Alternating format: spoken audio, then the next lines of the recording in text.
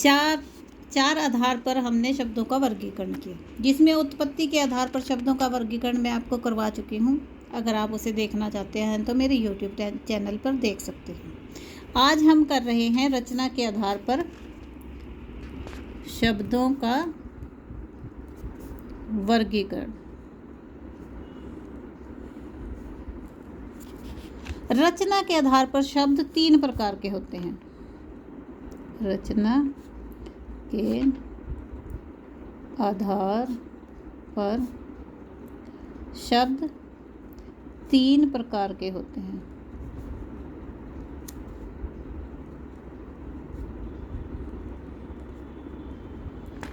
रूढ़ शब्द,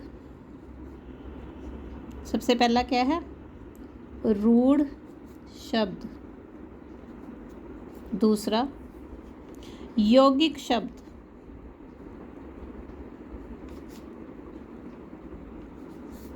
तीसरा योग रूढ़ शब्द।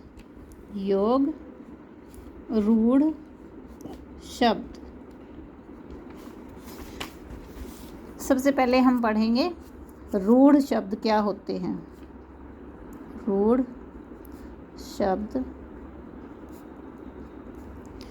वे शब्द जो परंपरा से किसी विशेष अर्थ के रूप प्रयोग में होते चले आ रहे हैं, जिनके सार्थक टुकड़े नहीं हो सकते, वे रूढ़ शब्द कहलाते हैं।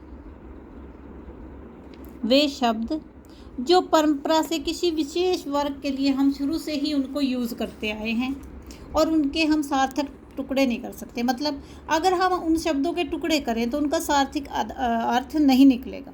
जैसे सूर्य, जैसे सूर्य,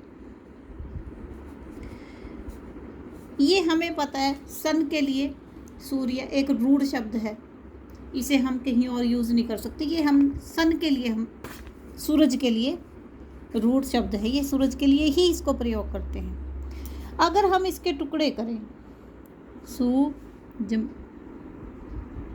यर, तो इन दोनों का अलग से कोई मीनिंग नहीं निकलेगा। ना तो सू का कोई मीनिंग है और ना रिया का कोई मीनिंग। ऐसे ही घर, घर हमें पता है। जैसे ही हम घर बोलते हैं, जैसे आप इंग्लिश में होम बोलते हो, तो हमें एक फीलिंग आती है कि जहाँ हम रहते हैं, खाते पीते हैं, अपनी परिवार के साथ रहते हैं, वो हमारा घर है। एक रूढ़ के तरीके पे इसको हमने यूज़ कर लिया और ये उसके घर उसी के लिए बना है। अगर हम इसके टुकड़े कर देंगे घ जम र, तो ये इसके टुकड़ों के सार्थक अर्थ नहीं है।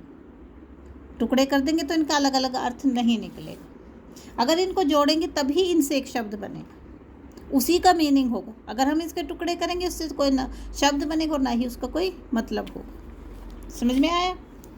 दूसरा यौगिक शब्द। यौगिक का मतलब होता है योग से बनने वाले। अब आजकल जैसे आप लोग पढ़ते हो, इंग्लिश मीडियम से पढ़ते हो, तो आपका मैथ जो होता है इंग्लिश में होता है, तो आप जोड़ने को क्या बोलते हो? प्लस।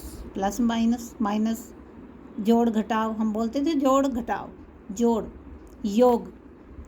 तो यौगिक क्या है? योग से बनने वाले। यौगिक का क्या अर्थ है? योग से बनने वाले। जैसे वे शब्द जो 2 शब्दों या शब्दांशों के योग से बनते हैं। वे शब्द जो 2 शब्दों वे शब्द जो 2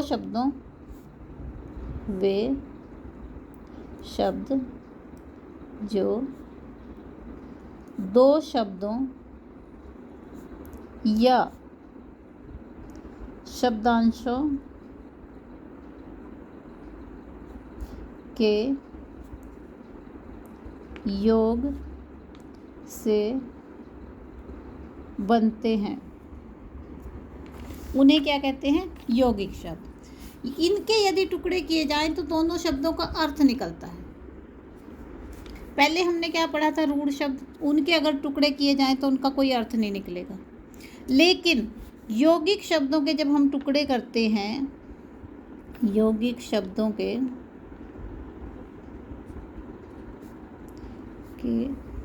जब हम टुकड़े करते हैं तो उनके अर्थ निकलते हैं। कैसे? जैसे पाठशाला, ये क्या है? पाठशाला। इसके दो मीनिंग कर लिए हमने, पाठ जमा शाला। ठीक है। पाठ का मीनिंग क्या हो गया? लेसन। जैसे आप पढ़ते हो, एक लेसन हम पढ़ रहे हैं, जैसे अभी हम एक लेसन पढ़ रहे हैं तो उसको हम क्या कहेंगे? एक पाठ। ये अलग मीनिंग होगी। शाला, जहाँ पर पाठ पढ़ने जाते हो, पाठशाला। ठीक है, अलग अलग मीनिंग हो गए। जन्मदिन, जन्मदिन, जन्म जमा दिन, अलग अलग अर्थ हो गए। जन्म, उसका जन्म कब हुआ, दिन कौन से दिन हुआ, तो दोनों के हम अलग अलग जगह यूज़ करें तो अलग अलग अर्थ निकलते हैं, सार्थक अर्थ निकलते हैं। तो यौगिक क्या हो गया? दो शब्द या शब्दांशों से बना वह शब्द जिसके टुकड़े करने के बाद उनके सार्थक मीनिंग निकले। ठीक है। तीसरा है इसमें योग रूढ़।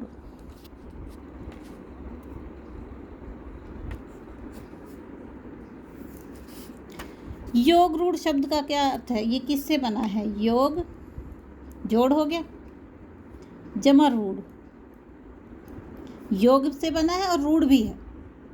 ठीक है। अर्थात वे शब्द जो दो शब्दों के योग से बने हैं लेकिन परंपरागत अर्थ देते हैं, योग रूढ़ शब्द कहलाते हैं। इनके सार्थक खंड किए जा सकते हैं।